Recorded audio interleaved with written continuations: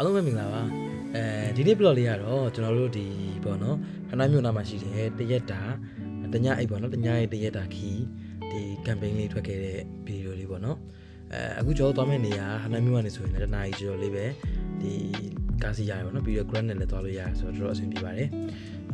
အဓိကကျွန်တော်ဒီနေရာလေးယူဖြစ်တာကကြတော့ဒီတဘာဝကိုချိန်နေတတ်လို့ရပြီးတော့ဒီဘယ်လိုမှမဆိုရင်သွားလာလည်းအဆင်ပြေတယ်ပြီးတော့တိတ်ဆိတ်တယ်ဈေးနှုန်းလည်းတင်းနေလို့ပါဟုတ်ကဲ့အခုဆိုရင်တော့သွားနေပါပြီကဲအခုဆိုရင်ရောက်ပါပြီဒီကျွန်တော်တို့အခုဒါကတော့ကျွန်တော်တို့ယူရတဲ့ဒီ 10ပေါ့နော်9ရောက်စာ10ပေါ့အထဲမှာ aircon လည်းပါပါတယ်ဈေးကတော့7,900ပေးရပါတယ်ဒါပေမဲ့7,900ပေးရတယ်ဆိုရင်လည်း Vietnam တောင်ပေါ့နော် Vietnam 7,900ပေးရတယ်ဆိုရင်လည်းတော်တော်လေးလည်းအဆင်ပြေပါတယ်နေရာထိုင်ရတာရာသီဥတုပူပေမဲ့လည်း aircon ပါတော့တော်တော်လေးအဆင်ပြေပါတယ်ဒါလေးကတော့ဒီပေါ့နော်ဒီကန်တန်းမှာရှိတဲ့ဒီဟိုနေရာလေးတွေပေါ့နော်အဓိကစားဖို့တောက်ဖို့ဆိုရင်လည်းတော်တော်ဒီမှာပဲမှာစားလို့ရအဆင်ပြေတယ်ပေါ့နော်ဈေးနှုန်းလေးတွေကလည်းတင်ပါတယ်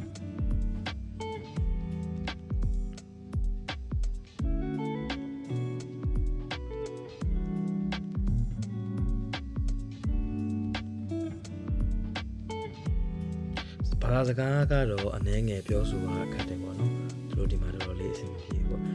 ဒါလေးကတော့ကျွန်တော်ညဘက်မှာကျွန်တော်တို့ဒီဘော်ဒါတွေအတူတူဟိုတောက်ကြစားကြခြေကြတာပေါ့နော်တခုကောင်းတာ overnight ကကျွန်တော်တို့တစ်ဖွဲ့ပဲယူတာဆိုတော့ဒီဘယ်လိုပြောမလဲဆိုတော့ဒီ campaign တစ်ခုလုံးအားလုံးနဲ့မှကျွန်တော်တို့ဝိုင်းတစ်ဝိုင်းပဲရှိတာလွတ်လပ်ပါပဲအကုန်လုံးပျော်ပျော်ရွှင်ရွှင်သချင်းတွေဆိုလည်းကိစ္စမရှိပါဘူးဘူးမှလည်းပြောမှလည်းမရှိတော့တော်လေးကိုလက်ပါတယ်ကျွန်တော်ကတော့ဖြစ်ချင်တော့အဲ့ဒီသွားတဲ့နေ့မှာပဲချုပ်ကလည်းထိုးနေရာလည်းတိတ်မကောင်းချင်တော့အကူဟောတော်လည်းမတော့ခဲ့ရပါအစားတော့ကျွန်တော်ဘီယာတောက်မဆိုပြီးဘီယာတကတ်ဝယ်သွားတာပါနောက်ကျတော့ဘီယာလည်းမတော့ဖြစ်ပါဘူးကျမ်းမာရေးအဲ့လိုပဲခါကြရင်မထင်လို့ထားပေါက်တယ်ပေါ့နော်အဓိကဖြစ်တဲ့အချက်ကကျတော့ချွတ်ထူတာပေါ့တော်လေးအဆင်ပြေဖြစ်ခဲ့တယ်ပေါ့နော်ဒါပေမဲ့လည်းပြောပါတယ်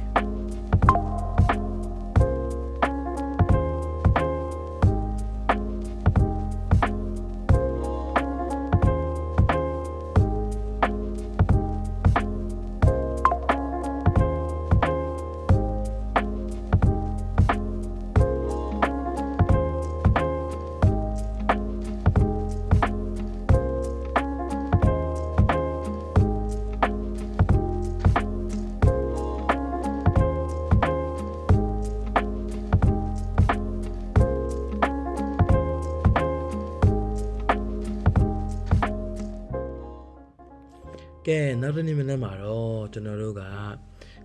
ဒီမှာရှိတယ်ပေါ့နော်ဒီလုပ်စရာလုပ်လို့ရတဲ့ຢာတွေပေါ့နော်ဥပမာ ATV စီးတာတို့ပြီးတော့ဒီမှာမြပစ်တာတို့စတဲ့ activity တွေလုပ်မှာပေါ့နော်ကဲအခုဆိုရင်တော့ကျွန်တော်ဒီမှာရှိတဲ့ view လေးတစ်ခုကိုလိုက်ပြချင်ပါတယ်ရမ်းလာပါတယ်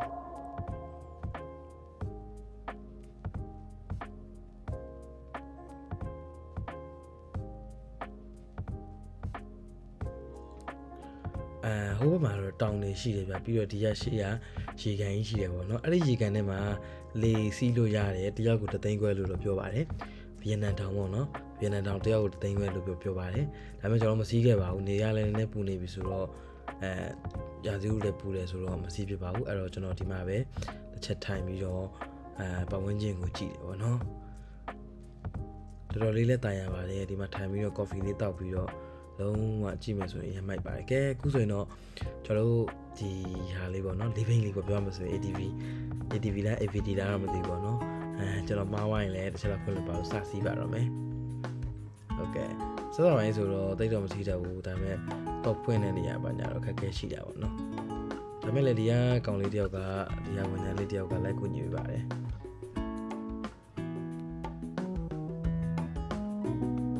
ဒီကစတက်ကကျွန်တော်နေတာမရဘူးသူနှိမ့်မှရတယ်အဲ့တော့နည်းနည်းလေးခက်ခဲဖြစ်နေတာကဲအခုဆိုတော့စိနေပါဦးပဲဘယ်လိုပြောမလဲ feeling ကကျွန်တော်ပြောရမှာဆိုရင်ဒါပထမဆုံး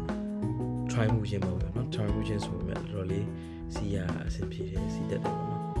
ဒီကကျွန်တော်ဆိုင်ကလေးစီးတတ်တယ်ကားလေးစီးတတ်တယ်ဆိုတော့ဘာမှမခက်ခဲပါဘူး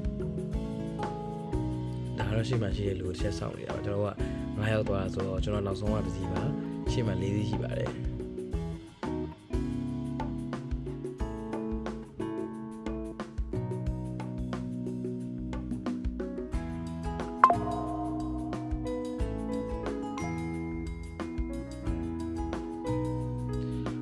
ဒီကောင်လေးကတော့တစ်ခေါက်စီးရင်တစ်ချောင်းစီးရင်သူက6000ပေးရပါတယ်6000ကတော့ VN တော့6000ပေါ့နော် VN 6000ဆိုတော့မြန်မာငွေနဲ့တွက်မယ်ဆိုရင်1000လောက်တော့ကြာပါတော့ဟုတ်ကဲ့ဒါလေးကတော့ကျွန်တော်ရှိရတယောက်နည်းနည်းလေးဘယ်လိုပြောလဲဆက်အဲ့ဒါတက်လို့တန်ပြောပြီးဆရာကြီးလုပ်နေတာပါနော်တကယ်တော့ရှီရှောင်းပေါ့ကိုလည်းခုမှစီးဘူးလား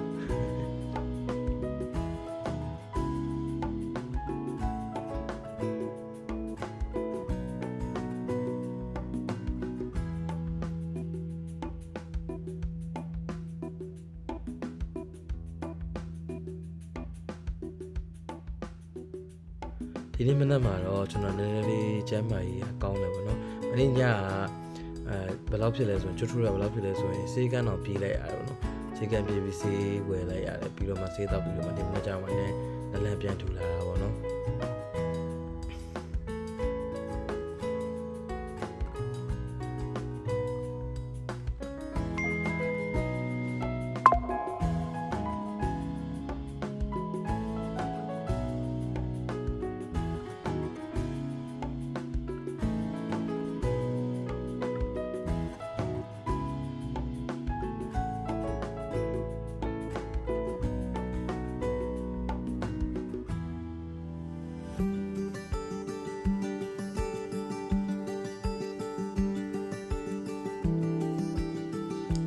နဲ့ကျန်တယ်ထိုင်ပြီးတော့စီရအောင်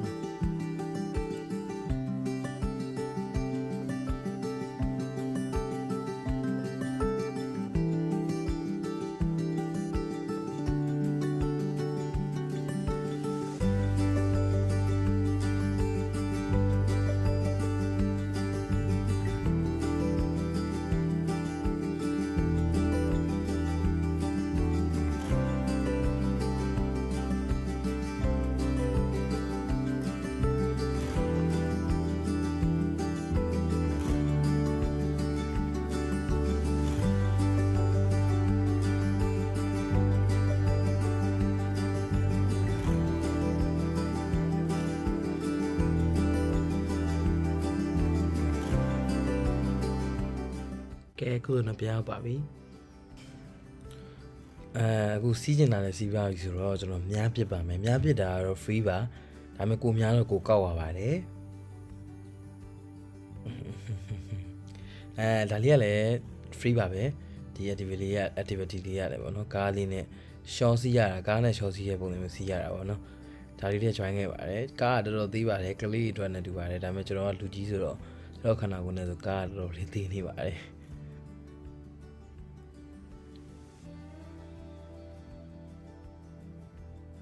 တနန်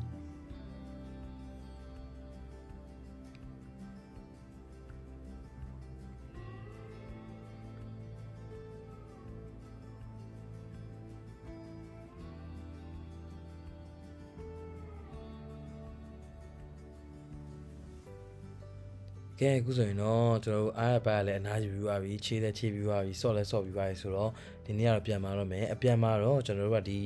reception ကနေပြီးတော့ကားကိုပဲခေါ်ခိုင်းလိုက်ပါတယ်မီတာတက်စီနဲ့ပြန်လာပါတယ် grand နဲ့တော့ပြန်မလာပါဘူးအခုဆိုရင်တော့ရောက်ပါပြီဒီနေ့ဗီဒီယိုလေးကတော့ဒီလောက်ပါပဲတယောက်ချင်းစီအဆုံးထိကြည့်ပြီးတယောက်ချင်းစီတိုင်းအားလုံးကိုလည်းကျေးဇူးတင်ပါတယ်ခင်ဗျာနောက်ဗီဒီယိုမှာလည်းကျွန်တော်ကဘယ်လိုမျိုးဘယ်နေရာတွေသွားပြီးဘာတွေစားတဲ့ဗီဒီယိုတွေရိုက်အောင်မလဲဆိုတာတော့ဆက်လက်တင်ပြပေးမှာဖြစ်လို့ကျွန်တော်ရဲ့ဗီဒီယိုလေးတွေကို like and share လေးနဲ့တစ်ချက်အားပေးကြဖို့တောင်းဆိုချင်ပါတယ်ခင်ဗျာ